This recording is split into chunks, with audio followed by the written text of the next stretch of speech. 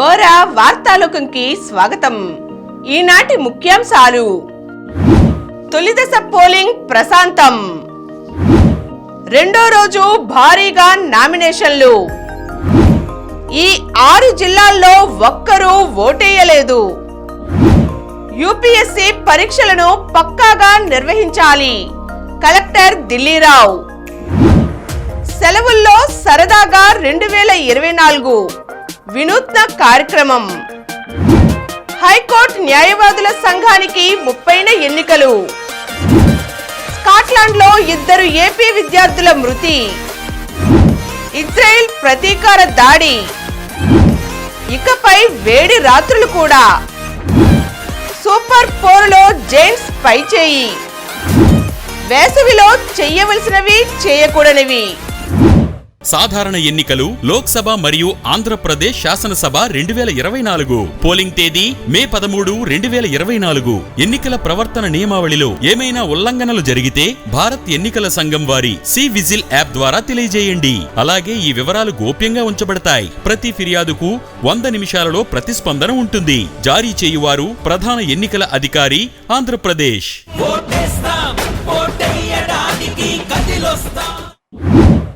ఈరోజు వార్తలను చూద్దాం. తొలి దశ పోలింగ్ ప్రశాంతం. పలు చోట్ల స్వల్ప హింసాత్మక ఘటనలు మినహా లోక్సభ ఎన్నికలు తొలి దశ పోలింగ్ శుక్రవారం 21 రాష్ట్రాలు, కేంద్రపాలిత ప్రాంతాల్లో ప్రశాంతంగా ముగిశాయి. ఇప్పటిదాకా అందిన గణాంకాల ప్రకారం ఈ రాష్ట్రాలు, కేంద్రపాలిత ప్రాంతాల్లో 102 స్థానాల్లో మొత్తంగా శుక్రవారం రాత్రి 9 గంటల వరకు అందిన సమాచారం మేరకు 62.37% మేర పోలింగ్ నమోదైందని కేంద్ర ఎన్నికల సంఘం అధికారులు తెలియజేశారు. ఈ పోలింగ్ శాతం ఇంకా పెరగవచ్చునని తెలిపారు. మొత్తం లోక్సభ స్థానాలకు 7 దశల్లో పోలింగ్ నిర్వహిస్తుండగా మొదటి దశలోనే అత్యధిక స్థానాలకు పోలింగ్ జరిగింది. 2019లో ఇవే లోక్సభ స్థానాల్లో 69.43% పోలింగ్ నమోదైంది. ఉదయం 7 గంటల నుంచి సాయంత్రం 6 గంటల దాకా పోలింగ్ జరిగింది. జాతుల మధ్య వైరంతో రావణ కష్టంగా రగిలిపోయిన మణిపూర్లో ఆశాజనకంగా 69.13% పోలింగ్ నమోదైంది. ఇంఫాల్ ఈస్ట్, ఇంఫాల్ వెస్ట్లోని 4 పోలింగ్ బూత్లలో ఆగంతుకులు ఈవీఎంలను ధ్వంసం చేశారు. ఒక బూత్ను నాశనం చేశారు. తరచూ మావోలు బలగాల ఎదురుకాల్పుల మోతతో దద్దరిల్లే బస్తర్ ప్రాంతం ఉన్న ఛత్తీస్గఢ్లో 63.41% పోలింగ్ నమోదైంది. ఇక తమిళనాడు రాష్ట్రంలో మొత్తం 39 లోక్సభ స్థానాలకు జరిగిన ఎన్నికల్లో 72.09% పోలింగ్ నమోదైంది. తాంబరం సహా కొన్ని పోలింగ్ బూత్లలో ఈవీఎంలలో సాంకేతిక కారణాలతో పోలింగ్ గంట ఆలస్యంగా మొదలైంది. తమిళనాడు సహా ఉత్తరాఖండ్, అరుణాచల్, మేఘాలయ, అండమాన్ నికోబార్ దీవులు, మిజోరాం, నాగాలాండ్, పుదుచ్చేరి, సిక్కిం, లక్షద్వీప్లలో ఒకే దఫాగా అన్ని స్థానాల్లో శుక్రవారం పోలింగ్ జరిగింది. ఈ 6 జిల్లాల్లో ఒక్కరూ ఓటేయలేదు.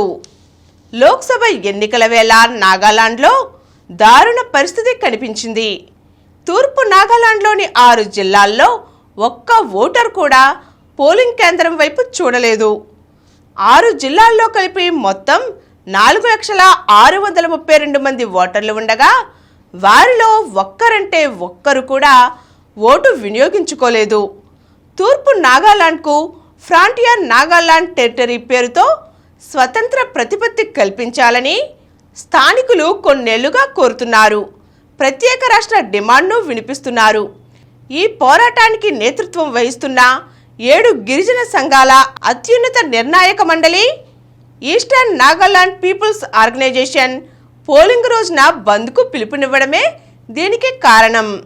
ఈ 6 జిల్లాల్లోని 20 అసెంబ్లీ నియోజకవర్గాల పరిధిలో మొత్తం 738 పోలింగ్ కేంద్రాలు ఉన్నాయి. వాటిలో ఉదయం 7 గంటల నుండి సాయంత్రం 4 గంటల వరకు పోలింగ్ అధికారులు వేచి చూశారు. కానీ ఒక్కరూ రాలేదు. ఆ ప్రాంతంలోని 20 మంది ఎమ్మెల్యేలు ఓటు హక్కును వినియోగించుకోలేదు. ఈ పరిణామంపై సీఎం నీఫీ యూరియో స్పందిస్తూ తూర్పు నాగాలాండ్కు స్వతంత్ర ప్రతిపత్తి కల్పించే దిశగా తాము ఇప్పటికే సిఫారసులు చేశామని పేర్కొన్నారు. మరోవైపు బంద్ పిలుపుపై ఈఎస్పీఓకు షోకాజ్ నోటీస్ జారీ చేసినట్లుగా నాగాలాండ్ ప్రధాన ఎన్నికల అధికారి వైసన్ తెలిపారు. లోక్సభ ఎన్నికల్లో 33% సీట్లు మహిళలకే. మరోసారి మాట నిలబెట్టుకున్న ఒడిశా సీఎం నవీన్ పట్నాయక్. చట్టసభల్లో మహిళలకు 33% రిజర్వేషన్ల కోసం ఒడిశా ముఖ్యమంత్రి బిజు జనతాదళ్ అధినేత నవీన్ పట్నాయక్ సుదీర్ఘకాలంగా ఉద్యమిస్తున్నారు. దీనిపై ఆ పార్టీ ఎంపీలు పార్లమెంటు ఉభయ సభల్లో గళం వినిపించారు. మహిళా బిల్లును ఆమోదించాలని డిమాండ్ చేశారు. 2019 ఎన్నికల సమయంలో మహిళా బిల్లు ఆమోదం పొందకపోయినా నవీన్ ఒడిశాలో దాన్ని అమలుపరిచారు. 21 లోక్సభ స్థానాలకు గాను 7 మహిళల్ని నిలబెట్టారు. వీరిలో 5 గెలిచారు. ఇటీవల మహిళా బిల్లు పార్లమెంట్లో ఆమోదం పొందింది. అయితే ఇది ఇంకా అమల్లోకి రాలేదు. ఈ నేపథ్యంలో రాజకీయ పార్టీలు ఈసారి 33% సీట్లను మహిళలకు కేటాయించే అవకాశం లేకపోయినా బిజాదా అధినేత నవీన్ ప్రస్తుత ఎన్నికల్లోనూ చిత్తశుద్ధి కనబరిచారు. 7 మహిళలకు అవకాశం ఇచ్చారు. సెలవుల్లో సరదాగా 2024 వినూత్న కార్యక్రమం. వేసవి సెలవుల్లో విద్యార్థులు తమ సమయాన్ని సద్వినియోగం పరుచుకునేలా సెలవుల్లో సరదాగా 2024 కార్యక్రమాన్ని నిర్వహిస్తున్నట్లుగా పాఠశాల విద్యాశాఖ కమిషనర్ ఎస్ సురేష్ కుమార్ తెలిపారు. శుక్రవారం ఆర్జేడీలు, డిఈఓలు, సమగ్ర శిక్ష ఏపీసీలతో ఆయన వీడియో కాన్ఫరెన్స్ నిర్వహించారు. ఈ సందర్భంగా తరగతుల వారీగా అమలు చేయవలసిన కార్యక్రమాల మార్గదర్శకాలను నిర్దేశించారు. అనంతరం కమిషనర్ మాట్లాడుతూ విద్యార్థుల్లో కొత్త నైపుణ్యాలు, విజ్ఞానాన్ని పెంపొందించడంతో పాటు క్రీడలు, వృత్తి నైపుణ్యం, సృజనాత్మకత కళలపై దృష్టి సారించేలా ప్రోత్సహించాలని సూచించారు. విద్యార్థుల కోసం వేసవి కోచింగ్ క్యాంపులు నిర్వహించాలని పీఈటీలను కోరారు.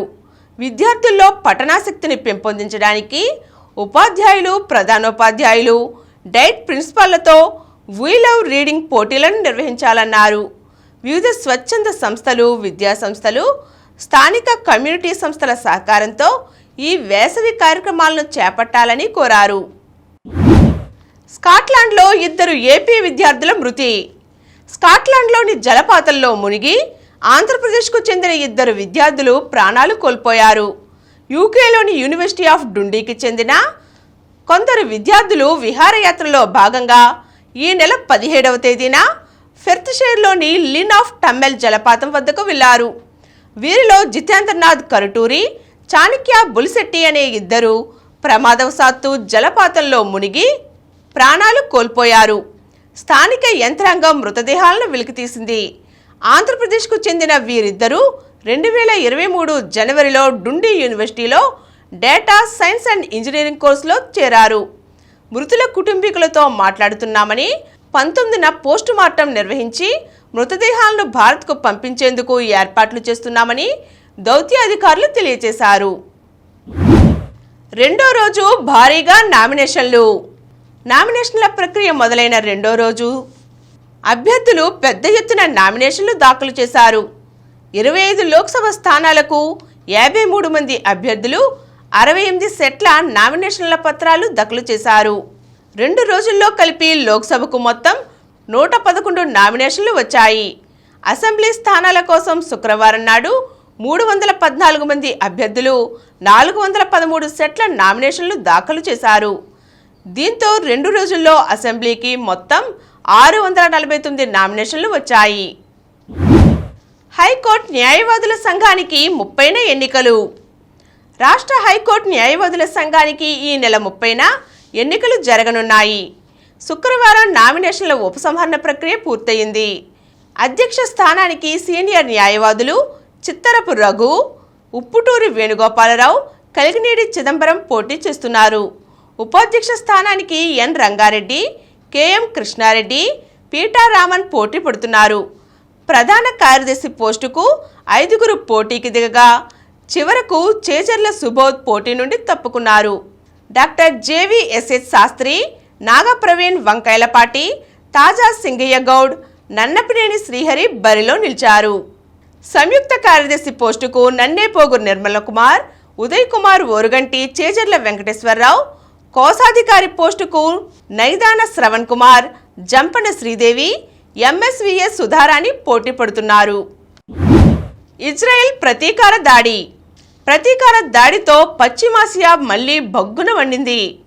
తమ భూభాగంపై ఇరాన్ దాడికి ప్రతీకారం తీర్చుకుంటామని ముందే ప్రకటించిన ఇజ్రాయెల్ అనుకున్నంత పని చేసి చూపించింది. తమ డ్రోన్లను రంగంలోకి దింపింది. అమెరికా తయారీ F-14 ట్యాంక్యాట్స్ యుద్ధ విమానాలు ఉన్న ఇరాన్లోని ఇస్ఫహాన్ సిటీ వైమానిక స్థావరం, అణు కార్యక్రమాల ప్రాంతం వద్ద శుక్రవారం ఉదయం భారీ పేలుడు శబ్దాలు వినిపించాయి. అయితే ఇస్ఫహాన్ నగర గగనతలంలో చక్కర్లు కొడుతున్న డ్రోన్లను కూల్చేశామని, దాడిని విజయవంతంగా అడ్డుకున్నామని ఇరాన్ ప్రకటించింది. ఇరాన్పై దాడి పని ఇజ్రాయెల్దేనని అమెరికా సైనికాధికారులు ప్రకటించారు.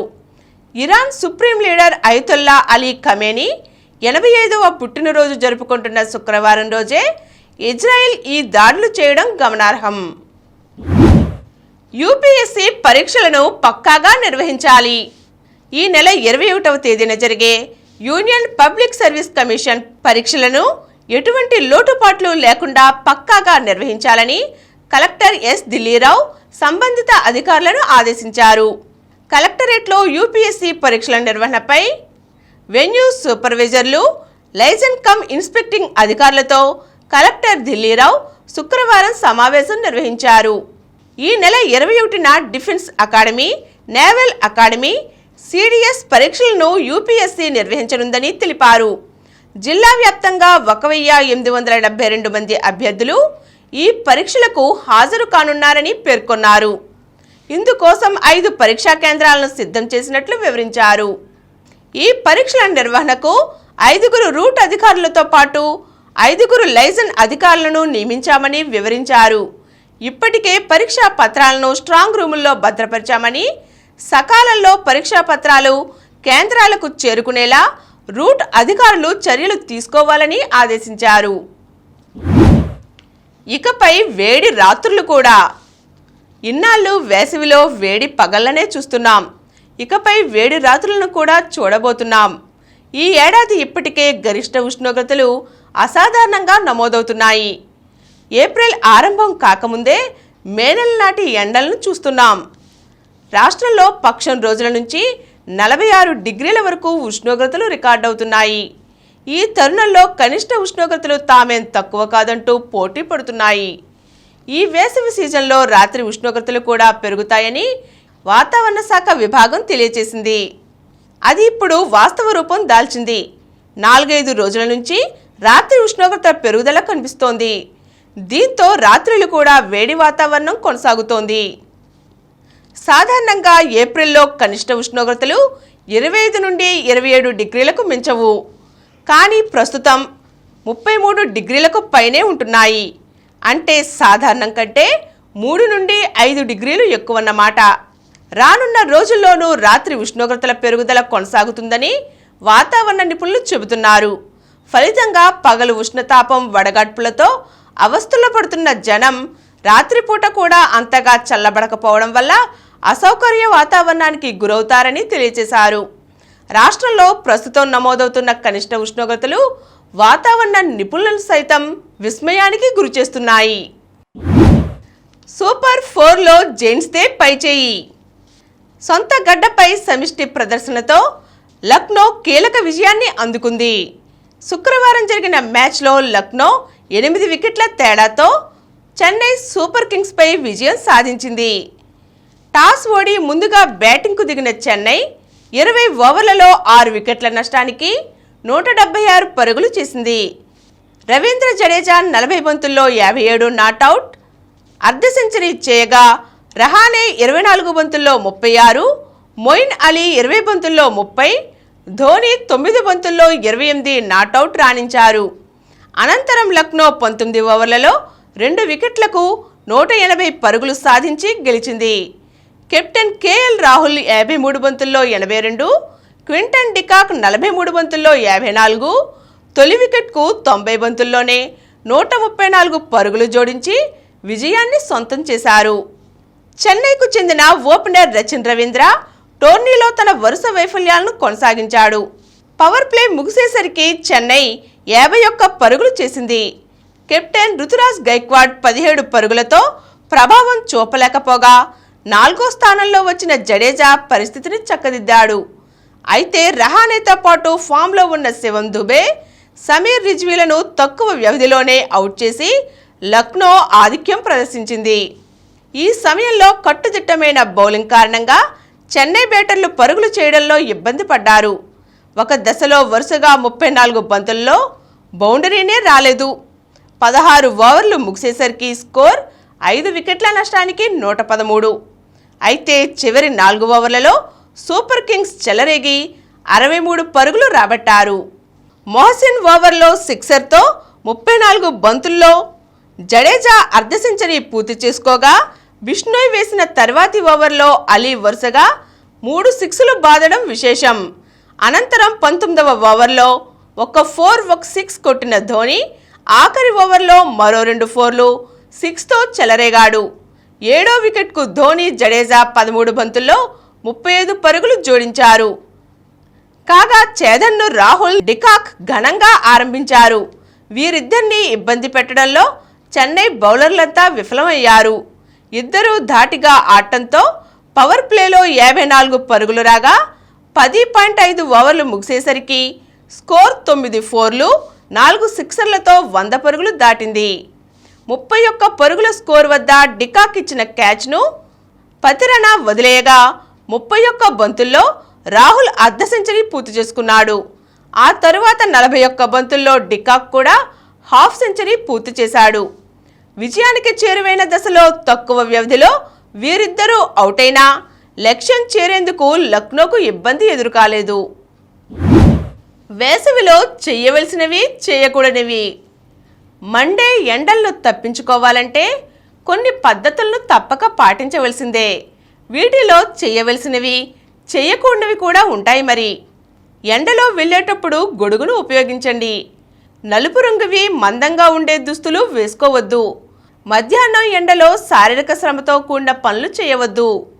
బాలింతలు, చిన్నపిల్లలు, వృద్ధుల విషయంలో జాగ్రత్తగా ఉండండి. శరీరాన్ని డీహైడ్రేట్ చేసే ఆల్కహాల్, టీ, కాఫీలకు వీలైనంత దూరంగా ఉంటే మంచిది. అధిక ప్రోటీన్, ఉప్పు, కారం, నూనె ఉండే పదార్థాలు తీసుకోవద్దు. అధిక ఉష్ణం విడుదల చేసే లైట్లను వాడకండి. ఎండలో నుంచి వచ్చిన వెంటనే తేనె వంటి తీపి పదార్థాలు తీసుకోవద్దు. మధ్యాహ్న సమయంలో వంట చేయకండి. వంటగది తలుపులు, కిటికీలు తెరిచి ఉంచుకోండి. తగినంత గాలి వచ్చే విధంగా గదులన్నింటినీ ఉంచుకోవడం మంచిది. ఇప్పుడు కొన్ని సంక్షిప్త వార్తలను చూద్దాం. ఏపీ ఎడ్సెట్ నోటిఫికేషన్ విడుదల. మే 15వ తేదీ వరకు దరఖాస్తుల స్వీకరణ.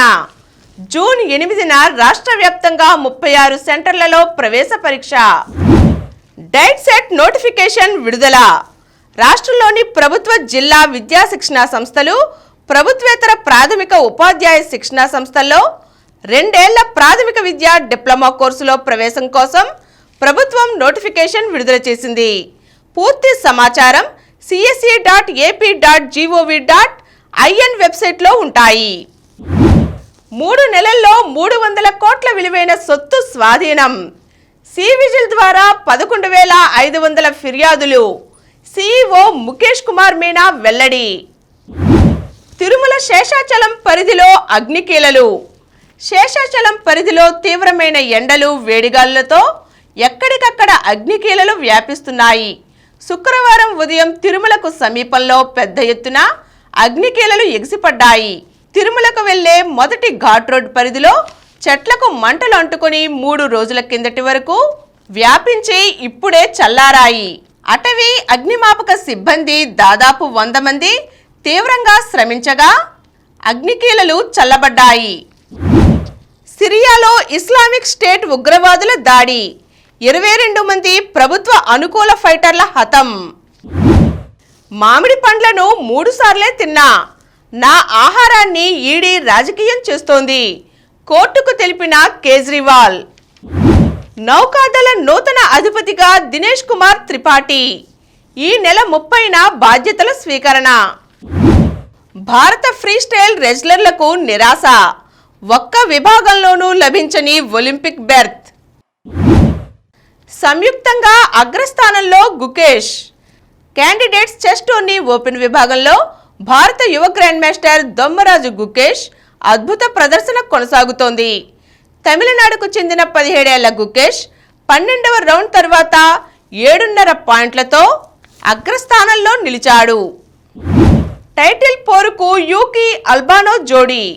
భారత టెన్నిస్ అగ్రశ్రేణి క్రీడాకారుడు యూకీ బాంబ్రీ తన కెరీర్లో మూడోసారి ఏటీపీ 250 టోర్నీలో డబుల్స్ టైటిల్ పోరుకు అర్హత సాధించాడు. 4వ స్థానంలో దీపా కర్మాకర్. ప్రపంచ కప్ జిమ్నాస్టిక్స్ టోర్నీలో భారత మహిళా జిమ్నాస్ట్ దీపా కర్మాకర్ వాల్ట్ ఈవెంట్లో 4వ స్థానంలో నిలిచింది. సెమీస్లో అనిరుద్ రిత్విక్ జోడీలు. జిఎస్పి సిగురూస్ open ATP challenger 125 tennis tourney పురుషుల డబుల్స్ విభాగంలో హైదరాబాద్ ప్లేయర్లు అనిరుద్, బొల్లిపల్లి రిత్విక్ చౌదరి సంచలనం సృష్టించారు. Anirudh Hans Hach Verdugo, Rithvik Niki జోడీలు సీడెడ్ జంటలను బోల్తా కొట్టించి సెమీఫైనల్లోకి ప్రవేశించాయి. ఐపీఎల్లో నేడు ఢిల్లీ వర్సెస్ హైదరాబాద్ రాత్రి 7:30 గంటల నుండి. మరిన్ని వార్తా విశేషాలతో రేపటి గోరా వార్తాలోకంలో కలుద్దాం. Thank you.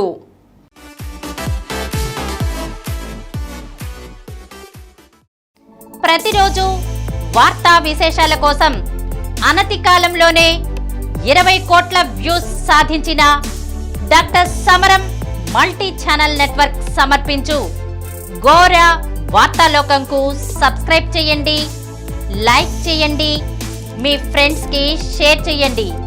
అలాగే ప్రక్కనున్న గంట సింబల్ని ప్రెస్ చేయడం మర్చిపోకండి. Please download Samaram multi-channel app and watch your favorite channels from your mobile. App available on Google Play Store and subscribe to the channels.